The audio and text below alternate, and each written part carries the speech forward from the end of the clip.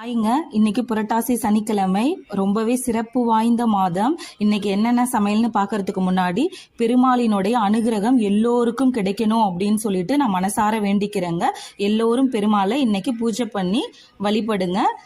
இன்னைக்கு என்னென்ன சமையல்னு பார்த்தீங்கன்னா, மஞ்சள் பூசணி நல்லா பொரியல் செஞ்சு வச்சுருக்கேங்க. ரொம்ப டேஸ்ட்டாக இனிப்பாக இருக்கும். இது சாப்பிட்றதுக்கே பாருங்கள் எவ்வளோ சாஃப்டாக கொல கொலன்னு நல்லா வெந்துருச்சு.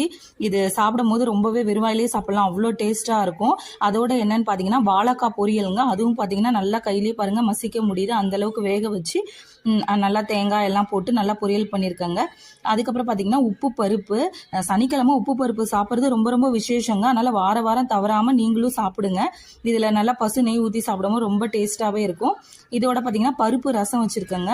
நல்லா மிளகு இதெல்லாம் போட்டுட்டு நல்லா டேஸ்டியான பருப்பு ரசம். இன்னைக்கு இதாங்க சமையல். உங்கள் வீட்லேயே என்னென்னு சொல்லிட்டு